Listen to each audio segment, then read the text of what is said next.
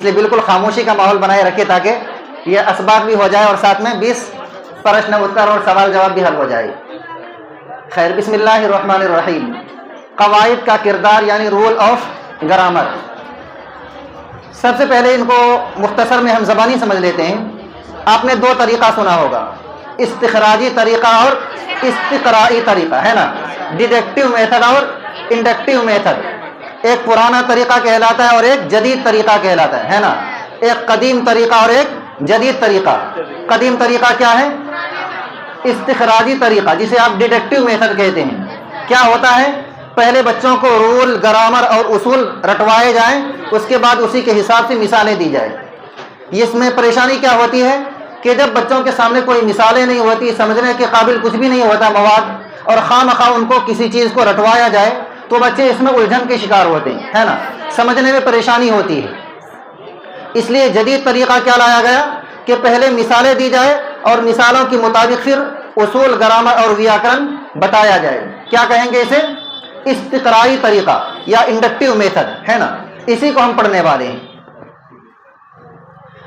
کسی بھی زبان کو سیکھنے کے لیے اس کی تراکیب اور ساخت سے واقفیت ضروری ہے. واقفیت مطلب اس کا نالج ہونا ضروری ہے، جانکاری ضروری ہے. بالخصوص جب کہ ہم دوسری زبان سیکھ رہے ہوں، مادری زبان کے علاوہ ادر زبان، جسے ہم کیا کہتے ہیں؟ ہدف زبان کہتے ہیں. عموماً مادری زبان یا پہلی زبان کی آموزش میں قواعد کی ضرورت نہیں پڑتی ہے، اور ہم فطری طور پر اپنی مادری زبان کی قواعد کو اخذ کر لیتے ہیں، حاصل کر لیتے ہیں. قواعد ان بنیادی اصول و ضوابط کا مجموعہ ہے جو کہ زبان کو سیکھنے اور سمجھنے کے لیے ضروری ہوتے ہیں. ماہرین لسانیات قواعد کو مختلف اجزاء میں تقسیم کرتے ہیں. اجزاء مطلب مختلف جز میں، مختلف حصوں میں. مثلا اسوات، صرف، نحو اور معنیات وغیرہ. علم الاسوات اس سے پہلے بھی آیا تھا. کس کی جمع ہے؟ صوت کی جمع ہے. الگ الگ چیزوں کی الگ الگ آوازیں ہوتی ہیں، اس کا بھی باضابطہ علم ہوتا ہے. صرف گرامر کا ایک علم ہے. کیا ہوتا ہے اس میں؟ اس میں ایک ہی لفظ سے مختلف صیغے نکالنے کے طریقے بتائے جاتے ہیں. اس کی پورے ڈیٹیل اور تفصیل کے لیے تو آپ کو مدرسے میں جانا پڑے گا، ٹھیک ہے نا. ہاں، یہاں جو حضرات مدرسے سے پڑھ کے آئے ہیں ان کے لیے اشارہ کافی ہے کہ علم صرف کیا ہوتا ہے. ایک ہی لفظ سے تقریباً 50 الفاظ تیار کرائے جاتے ہیں، ٹھیک ہے نا. آپ نے وہ گردان سنی ہوگی، ضرب ضربا ضربو ضربت ضربتا ضربنا، ٹھیک ہے نا. اس سے 14 نکالے جاتے ہیں، پھر اس سے 20 نکالے جاتے ہیں. تقریباً میں مثال دے رہا ہوں کہ ایک لفظ سے 50 صیغے نکالے جاتے ہیں. تو صرف کے لغوی معنی کیا ہوتے ہیں؟ صرف کے لغوی معنی پھیرنا اور بدلنا. ایک ہی لفظ سے مختلف الفاظ کو پھیر کر، بدل کر اور تبدیل کر کے بنایا جاتا ہے. اس کو کیا کہتے ہیں؟ علم صرف کہتے ہیں. کون سا علم ہے یہ بھی ایک گرامر کا علم ہے. تو صرف آپ نے سمجھ لیا. اسی طرح نحو ہے. صرف، صرف کے معنی ولی، اور صرف یہ کیا ہے؟ قواعد کا نام ہے. نحو، ٹھیک ہے نا. نحو میں کیا بتایا جاتا ہے؟ نحو میں ترکیب بتائی جاتی ہے، لفظوں کو جوڑنے کا طریقہ بتایا جاتا ہے. لفظ ہو، جملہ ہو، اس میں اس بات پر دھیان دیا جاتا ہے کہ پہلا لفظ کیا ہے، آخری لفظ کیا ہے، بیچ کا کیا ہے، اور ان کا کنیکشن آپس میں کیسے ہے. کس علم میں بتایا جاتا ہے؟ علم نحو میں. صرف اور نحو سمجھا آپ نے. معنیات، معنیات مطلب ڈکشنری وغیرہ کا علم، شبدکوش وغیرہ. زبان کی تدریس میں قواعد کے کردار کو لے کر ماہرین لسانیات کے درمیان اختلاف پایا جاتا ہے. کس چیز میں اختلاف ہے؟ قواعد کا کردار زبان کے سیکھنے میں کیا ہے اور کس طرح بچوں کو قواعد پڑھانا چاہیے. ماہرین لسانیات کے اس میں اختلاف ہے. وہ قواعد کے کردار اور اس کی تدریس کو الگ الگ نظریات سے دیکھتے ہیں. کسی کا کچھ نظریہ ہے اور کسی کا کچھ نظریہ ہے. کچھ ماہرین تعلیم اسے ایک علیحدہ مضمون کی حیثیت سے پڑھائے جانے کی حمایت کرتے ہیں. کچھ لوگوں کا ماننا ہے کہ اسباق الگ ہوں، چیپٹرز الگ ہوں اور قواعد الگ ہوں. تو وہیں کچھ ماہرین تعلیم اسے تدریس و آموزش عمل کے ایک حصے کے طور پر دیکھتے ہیں. کچھ لوگوں کا کیا ماننا ہے کہ جس طرح سے آپ سبق پڑھا رہے ہیں، چیپٹر پڑھا رہے ہیں، انہی کے ساتھ ساتھ میں قواعد کو بھی پڑھاتے جائیے. اور علیحدہ سے قواعد کی تدریس کی مخالفت کرتے ہیں کہ الگ سے قواعد پڑھانا یہ بچوں کے لیے مشکل ہے۔ وہ عملی قواعد کی حمایت کرتے ہیں۔ عملی قواعد کا کیا مطلب؟ سبق کے ساتھ ساتھ قواعد کو بتایا جانا۔ جیسے میں نے بتایا نا ابھی، میں آپ کو سبق پڑھا رہا ہوں، صرف علم الاسوات، علم صرف، علم نحو آپ کو پڑھانے نہیں آیا ہوں کیا؟ میں آپ کو سبق پڑھا رہا ہوں، اس کے درمیان یہ الفاظ آ گئے تو ان کی تشریح اور ان کی تفصیل میں نے اسی کے دوران بتا دیا۔ یہی کیا ہے؟ ہاں، یہی ہے ساتھ ساتھ میں پڑھانا، عملی قواعد۔ وہ عملی قواعد کی حمایت کرتے ہیں۔ عملی قواعد کا مطلب ہے کہ بچوں کو قواعد کے اسباق علیحدہ سے نہ پڑھا کر نصابی اسباق کے دوران استعمال قواعد سے واقفیت کرا دی جائے۔ سبق پڑھانے کے دوران جس وقت جو الفاظ آئے وہ کیا ہے؟ مبتدا ہے، خبر ہے، متعلقات ہے، فعل ہے، فاعل ہے، مفعول ہے، ٹھیک ہے نا؟ پڑھانے کے دوران ہی اس کی صراحت کر دی جائے۔ تو الگ سے نہ پڑھا کر نصابی اسباق کے دوران استعمال قواعد سے واقفیت کرا دی جائے۔ اس طرح بچے بوریت اور رٹنے سے بھرپور تعریفوں سے بچ جائیں گے اور زبان بھی سیکھ جائیں گے۔ گویا کہ 2 in 1، ایک وقت میں 2 کام۔ آپ کا چیپٹر جی ہو گیا، آپ نے ایک باضابطہ پیراگراف بھی پڑھ لیا اور اس میں استعمال کیے جانے والے قواعد کو بھی ایک ہی وقت میں پڑھ لیا۔ آسانی یہ ہوئی کہ آپ نے ان کو تال میل کرنا بھی سیکھ لیا، ٹھیک ہے نا؟ اگر سبق کے دوران ہی قواعد بتائے جائے تو آپ کو معلوم ہو جائے گا نا کون سا قواعد کہاں ہوگا اور کیسے یوز ہوگا، اور زبان بھی سیکھ جائیں گے۔ بچہ اپنی مادری زبان بغیر قواعد کی تعلیم کے ہی سیکھ جاتا ہے۔ قواعد کی ضرورت عموماً ثانوی زبان کی تدریس میں اس کی لسانی ساخت کو سمجھنے کے لیے پڑتی ہے۔ ثانوی لینگویج، ثانوی زبان کسے کہیں گے؟ دوسری زبان کو۔ مادری زبان کو چھوڑ کر کوئی بھی زبان لے لیجیے، وہ کیا ہے؟ ثانوی زبان ہے۔ اسی کو آپ ہدفی زبان کہتے ہیں۔ اول زبان میں تو زبان کی اصلاح اسباق کی خواندگی کے دوران ہی ہو جاتی ہے۔ اگر ہم دنیا کی تمام زبانوں کی نشو و نما پر غور کریں تو ہم پائیں گے کہ زبانیں پہلے وجود میں آئیں، گرامر کے اصول بعد میں بنائے گئے۔ پہلے زبانیں وجود میں آتی ہے، پھر اس کو محفوظ رکھنے کے لیے اور انہی سے گرامر کو اخذ کیا جاتا ہے، انہی سے نکالا جاتا ہے، اور ان کے بنانے کا مقصد زبان کی اصل صورت کو قائم رکھنا تھا۔ اگر کسی بھی زبان کو ہم اصول اور گرامر سے نہیں جوڑیں گے تو کیا ہوگا؟ اس میں بے ترتیبی آتی جائے گی اور آہستہ آہستہ کیا ہو جائے گا؟ اس کا بالکل ستیہ ناش ہو جائے گا، کچمبر نکل جائے گا، ہے نا؟ جب کسی بھی چیز کے کوئی اصول نہ ہو، کوئی قواعد نہ ہو، کوئی گرامر نہ ہو، آدمی جس طرح چاہے گا اس طرح اس کو یوز کرے گا۔ قواعد کی ضرورت اس زبان کو سیکھنے کے لیے پڑتی ہے جس سے ہم بالکل ہی ناآشنا ہیں۔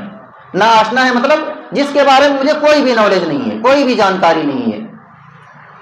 جیسے ہندوستان میں انگریزوں نے ہندوستانی زبان کو سیکھنے کے لیے سب سے پہلے ہندوستانی زبان کی قواعد مرتب کرائیں اور ان میں ایسے ضوابط لکھے جن کی ہندوستانیوں کو ضرورت بھی نہیں پڑتی۔ انگریزوں نے انگریزوں کو اردو زبان سکھانے کے لیے ایک بڑے کالج کا افتتاح کیا تھا، آپ کو معلوم ہے کون سا کالج ہے وہ؟ Calcutta, Fort William College. ان کی بنیاد کیوں رکھی گئی تھی؟ انگریزوں کو ہندوستانی زبان سکھانے کے لیے، انگریزوں کو اردو زبان سکھانے کے لیے اس کالج کا افتتاح کیا گیا تھا، لیکن انگریزوں نے اس سے اتنا فائدہ نہیں اٹھایا جتنا کہ ہندوستانیوں نے اس سے فائدہ اٹھایا۔ اردو ادب پر بہت لمبا چوڑا کام اس کالج نے کیا ہے۔ تو میں بتانا کیا چاہ رہا تھا کہ انگریزوں نے ہندوستانی زبان کو انگریزوں کو سکھانے کے لیے ہندوستانی زبان کے قواعد کو مرتب کرائے اور ان میں ایسے ضوابط لکھے جن کی ہندوستانیوں کو ضرورت بھی نہیں پڑتی۔ کیوں نہیں پڑتی؟ یہ ہماری مادری زبان ہے۔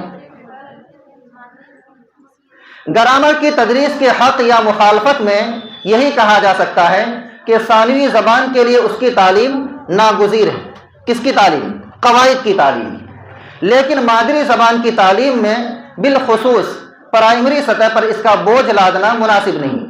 ہاں، آپ سیکنڈری سطح سے اس کی تعلیم کی شروعات کر سکتے ہیں۔ پرائمری سطح پر بچے کا ذہن بہت زیادہ کشادہ نہیں ہوتا، اس کے اندر کیپیسٹی بہت زیادہ نہیں ہوتی۔ اگر قواعد کا بوجھ اس پر لاد دیں گے، ڈال دیں گے تو وہ بچے پڑھانے سے اور پڑھنے سے گھبرا جائیں گے۔ قواعد کی تدریس کے 2 طریقے رائج ہیں، مطلب گرامر پڑھانے کے 2 طریقے رائج ہیں، 2 کا چلن ہے۔ نمبر 1 استخراجی طریقہ، جسے آپ ڈیڈکٹیو میتھڈ کہتے ہیں، اور نمبر 2 استقرائی طریقہ جسے آپ انڈکٹیو میتھڈ کہتے ہیں۔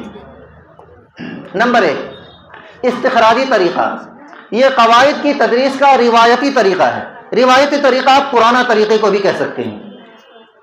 اس کے تحت طلباء کو پہلے تعریفیں اور اصول رٹوائے جاتے ہیں، پھر ان کا استعمال کرایا جاتا ہے۔ بچے بلا فہم رٹتے جاتے ہیں اور یہ عمل انتہائی بوریت اور بوجھ والا ہوتا ہے۔ کیوں بوریت محسوس کرتے ہیں؟ ان کے سامنے کوئی میننگ فل کوئی بھی الفاظ نہیں ہے، جتنے اصول رٹوائے جاتے ہیں وہ اس سے مانوس نہیں ہے۔ ایک اجنبی چیز بچے کو دے دیا جائے اور رٹنے پر مجبور کیا جائے، اس وجہ سے کیا ہوتا ہے؟ بچے بوریت محسوس کرتے ہیں۔ بچے گرامر یا قواعد کے نام سے نفرت کرنے لگتے ہیں۔ یہ طریقہ نامعلوم سے معلوم کی طرف، سمجھ میں آ رہا نا؟ ایسے اصول رٹائے جا رہے ہیں جو انہیں معلوم ہی نہیں، ان کو سمجھ ہی نہیں پا رہے ہیں۔ نامعلوم سے معلوم کی طرف، اصول سے مثال کی طرف چلتا ہے، جو کہ تعلیمی اور بچے کی نفسیات کے بھی مخالف ہے۔ نمبر 2 استقرائی طریقہ، یہ قواعد کی تدریس کا جدید طریقہ ہے۔ اس کے تحت طلباء کی معلومات کا استعمال کر کے قواعد کی تعلیم دی جاتی ہے۔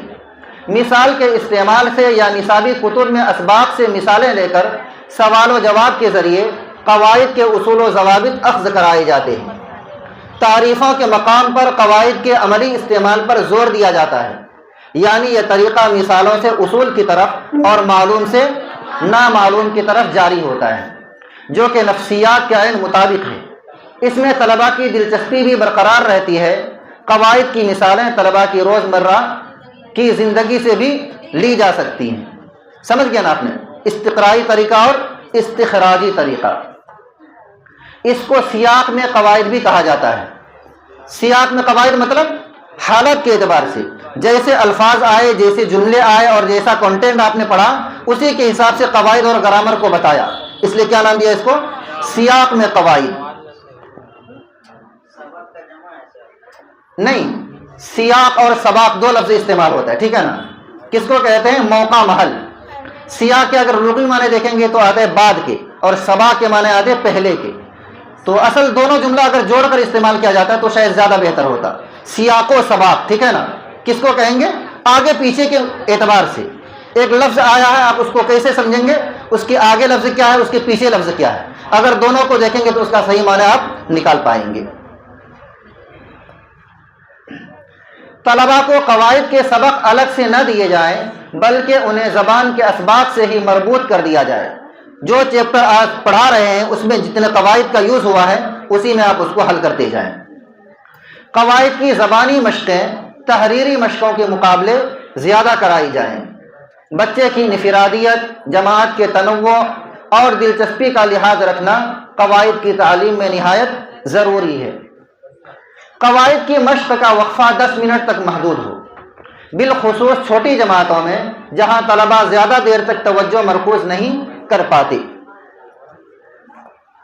گزشتہ 40 سالوں میں تدریس قواعد کے طریقے کے تعلق سے وسیع پیمانے پر تبدیلیاں آئی ہیں، وسیع پیمانے پر، بڑے زیادہ پیمانے پر۔ تدریس قواعد میں قواعد کیا مطلب ہوا؟ تدریس قواعد میں قواعد، سبق کو پڑھاتے ہوئے قواعد کو لے کر چلنا، یہ کیا ہے؟ تدریس قواعد میں قواعد۔ ترجمہ طریقے سے سمعی لسانی طریقہ، ترجمہ کا طریقہ معلوم ہے نا آپ لوگوں کو؟ ٹرانسلیشن کا طریقہ، دوسری زبان کو سیکھنے کے لیے ترجمہ کو اپنانا، ٹھیک ہے نا؟ آپ مثال کے طور پر اردو میں کہیں گے میں ایک لڑکا ہوں، انگلش میں کیا کہیں گے؟ آئی ایم اے بوائے، میں ایک لڑکا ہوں۔ ہندی میں کہیں گے میں ایک ودیارتھی ہوں۔ عربی میں کیا کہیں گے؟ انا تلمیذ، میں ایک طالب علم ہوں۔ فارسی میں بھی کہہ سکتے ہیں، کیا کہیں گے؟ بولیے۔ ہاں من پسر بود، میں ایک لڑکا ہوں، ٹھیک ہے نا؟ تو یہ کیا ہے؟ یہ ترجمہ کا طریقہ ہے۔ ایک زبان سے دوسری زبان کو سیکھیں گے، کیسے سیکھیں گے؟ ٹرانسلیشن کر کے سیکھیں گے، ترجمہ کر کے سیکھیں گے۔ تو ترجمہ کے طریقے سے سمعی لسانی طریقے کی طرف لایا گیا۔ سمعی لسانی طریقہ کیا ہے؟ ہاں، سنا کر کسی زبان کو سکھانا، استاد پڑھے اور بچے سنیں، یا موجودہ دور میں کیا ہے؟ آڈیو کے ذریعے سے آپ کو سبق پڑھایا جائے، کوئی آڈیو چلا دیا جائے قواعد کے متعلق، چیپٹرز کے متعلق، اور آپ سن کر اس کو سبق سیکھیں تو یہ کیا ہے؟ سمعی لسانی طریقہ. اسی طرح ہے وقوفی طریقہ. وقوفی طریقہ کیا ہے؟ رموز اوقاف کا ذکر اس سے پہلے آیا تھا، ٹھیک ہے نا، کہ ایک سبق کو پڑھنے کے دوران یہ دیکھیے کہیں پر قوما کا استعمال ہوتا ہے، کہیں پر ڈیش کا استعمال ہوتا ہے، کہیں پر فل اسٹاپ کا استعمال ہوتا ہے. یہ کیا ہے؟ وقوفی طریقہ. کہاں پر رکنا ہے، کہاں پر نہیں رکنا ہے، کہاں پر رکنا ضروری ہے، کہاں پر رکنا ضروری نہیں ہے. اور اب وقوفی طریقے سے گفتگو کا طریقہ وجود میں آیا اور زیادہ مروج ہے. گفتگو کا طریقہ کیا ہے؟ بات چیت کے ذریعے سے زبان سیکھنا. جس طرح ہم مادری زبان سیکھتے ہیں، کوئی اصول نہیں، کوئی قواعد، کوئی گرامر نہیں، کیسے بات کر کر کے سیکھ لیتے ہیں، اسی طرح دوسری زبان کا سیکھنا بھی ممکن ہے. آپ نے بے شمار ایسے لوگوں کو دیکھا ہوگا جن کو انگلش کے کوئی بھی رول نہیں آتے، ٹھیک ہے نا، انگلش کا ایک بھی گرامر، ایک بھی ٹینس اس کو یاد نہیں ہے، لیکن چونکہ وہ انگریزی کے ماحول میں رہا ہے، انگریزی بولنے والوں کے ساتھ اٹھا بیٹھا ہے، خوب شاندار انگلش بولتا ہے. مدرسے میں ہم نے بے شمار ایسے بچوں کو دیکھا ہے جن کو عربی گرامر کا کچھ بھی عطا پتہ نہیں، لیکن عربی ایسے فراٹے سے بولتے ہیں جیسے ایسا معلوم ہوگا کہ عرب سے آیا ہے. سمجھ رہے ہیں نا؟ یہ کیا طریقہ ہے؟ گفتگو کا طریقہ. بولتے بولتے زبان کو سیکھ لینا. قواعد کی تدریس کا ایک طریقہ قواعد کا املا بھی ہے. اس میں معلم طلبہ کے سامنے متن کو پڑھ کر سناتا ہے، طلبہ اہم نکات نوٹ کر لیتے ہیں اور اس کے بعد متن کی دوبارہ تشکیل کرتے ہیں. تشکیل کرتے ہیں مطلب دوبارہ ان کو مرتب کرتے ہیں، شکل دیتے ہیں. ہاں،